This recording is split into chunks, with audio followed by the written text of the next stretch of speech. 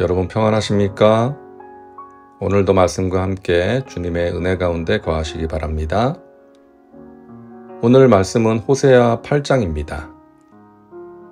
선지자는 지금까지 이스라엘의 죄를 낱낱이 고발했습니다.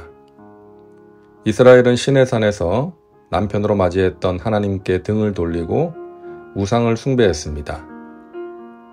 하나님의 말씀을 따라 살겠다는 언약을 파기하고 세속적인 가치관을 따라 살기 시작했습니다. 그러다 보니 우상 숭배는 단지 종교적인 문제에서 끝나지 않고 정치적, 외교적 타락과 사회 질서의 파괴를 불러오게 되었습니다. 거룩한 하나님의 백성으로 살아가라는 소명을 받은 이스라엘은 어느덧 이방인과 전혀 다를 것이 없는 민족이 되어 있었죠. 그 결과 하나님의 심판을 피할 수 없었던 것입니다. 나팔을 내 입에 댈지어다. 원수가 독수리처럼 야훼의 집에 덮치리니 이는 그들이 내 언약을 어기며 내 율법을 범함이로다.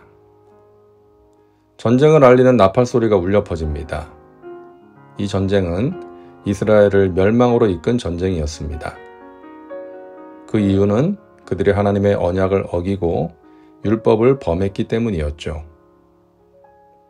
그들이 장차 내게 부르짖기를 나의 하나님이여 우리 이스라엘이 주를 아나이다 하리라. 이스라엘이 이미 선을 버렸으니 원수가 그를 따를 것이라. 이스라엘은 환란이 다가오자 그제서야 우리가 하나님을 압니다 라고 부르짖습니다. 하지만 그것은 사실이 아니었죠. 그들은 하나님을 알지 못했습니다. 단지 환란을 어떻게든 벗어나 보기 위해 그렇게 부르짖은 것이죠. 그들은 하나님께 도와달라고 부르짖지만 하나님이 기뻐하시는 일은 하지 않습니다. 이스라엘이 이미 선을 버렸다라고 말씀하는데요. 여기서 말하는 선은 언약을 지키고 율법을 준수하는 것을 의미합니다. 즉 이스라엘은 입으로는 하나님을 안다고 하고 하나님을 경외하고 사랑한다고 하지만 그들의 삶은 그것을 전혀 뒷받침해주지 못했던 것이죠. 한마디로 위선적인 신앙생활을 했던 것입니다. 오늘날에도 많은 사람들이 신앙생활을 하나님을 예배하는 것을 환난날에 하나님의 보호를 받기 위한 일종의 보험으로 생각합니다. 물론 하나님께서는 환난날에 우리를 지켜주시고 건져주시죠. 그러나 진정한 예배와 의로운 삶이 따르지 않으면 그 보험은 효력이 없는 것입니다. 입으로는 주여 주여 하면서 하나님의 뜻을 행하지 않으면 그 사람은 하나님의 은혜를 누릴 수가 없는 것입니다. 그들이 왕들을 세웠으나 내게서 난 것이 아니며 그들이 지도자들을 세웠으나 내가 모르는 바이며 그들이 또 그 은 금으로 자기를 위하여 우상을 만들었나니 결국은 파괴되고 말리라. 이 말씀이 선포된 시대에 북이스라엘의 정치계는 매우 혼란스러웠습니다. 여로보암이 죽은 뒤에 30년 동안 6명의 왕이 정권을 교체했던 아주 혼란스러운 시대였죠. 문제는 그들이 하나님의 뜻과는 상관없이 왕과 지도자들을 세웠다는 것입니다. 하나님께서는 그들이 내게서 난 것이 아니며 내가 모르는 바다라고 말씀하십니다.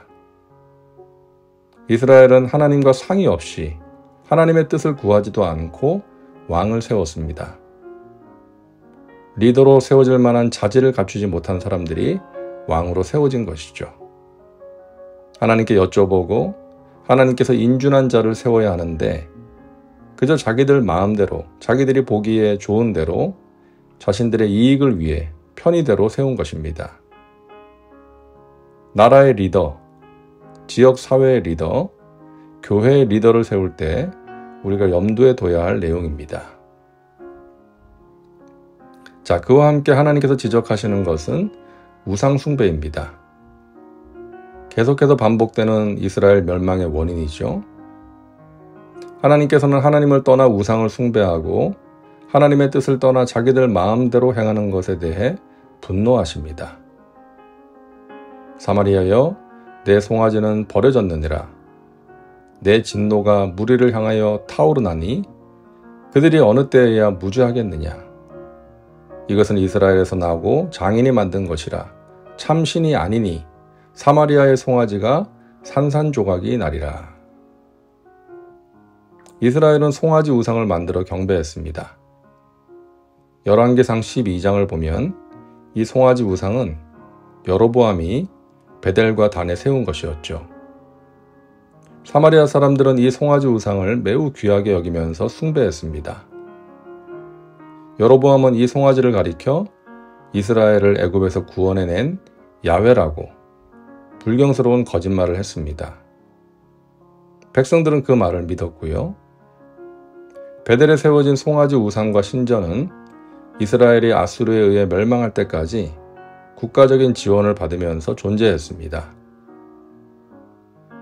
우리는 5절과 6절을 통해서 하나님께서 맹렬하게 분노하시는 것을 느낄 수 있습니다. 새번역 성경으로 다시 한번 보겠습니다.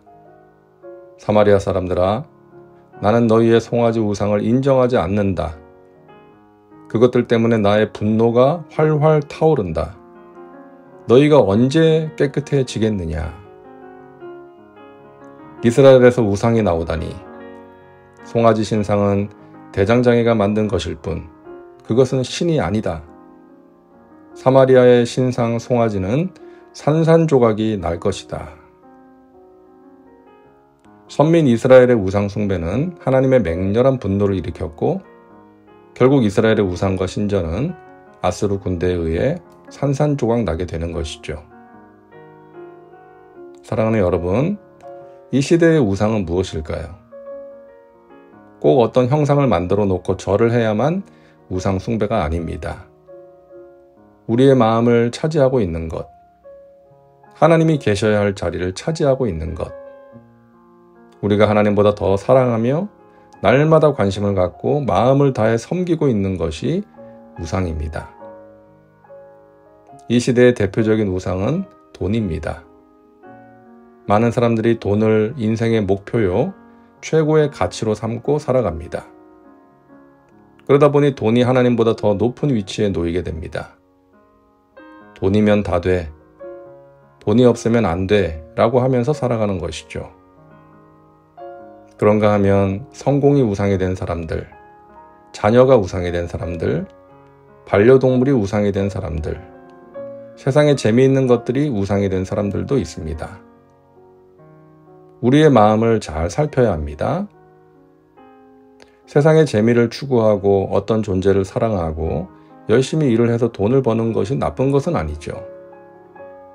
그러나 우리의 마음이 궁극적으로 누구를 향해 있는지, 우리의 궁극적 관심과 사랑의 대상이 무엇인지는 잘 생각해 봐야 하는 것입니다.